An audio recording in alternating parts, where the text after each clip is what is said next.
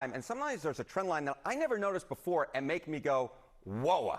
This is one of them, all right? This is the Democratic margin among black men under the age of 45 in presidential elections. You go back to November of 2012, what do you see? You see Obama by 81. Clinton only won him by 63. Then we're all the way down to Biden last time around by 53. A tremendous drop already. And then you take a look at the average of the most recent polls, and Kamala Harris is up by only 41 points. That is about half the margin that Obama won them by back in November of 2012. And this, I think, is, when Barack Obama goes in last week when he was in Pittsburgh, Pennsylvania, essentially talking to young black men, he made it seem like it was a Kamala Harris specific problem. This is part of a long-standing trend of young black men moving away from the Democratic Party, and Kamala Harris is just the latest to face that magnitude of younger black men going towards the Republicans. That was most interesting here is the trend line and where some of the biggest drops happened or already happened in this case. How about black men overall?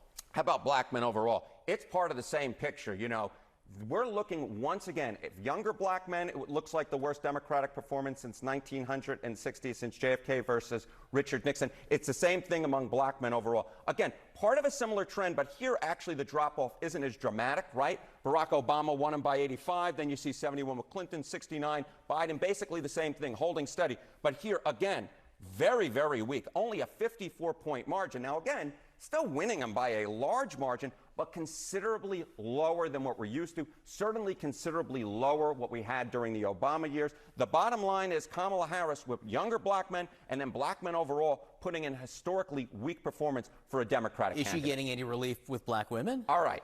So, we're talking about the trend line, right? And black women, look, she's doing better with black women than she is doing among black men. But here, there isn't a trend line almost until we get to Kamala Harris. So again, this is a black margin among black women. Look, Obama won him by 93, very large margin. Clinton won him by 93, a very large margin.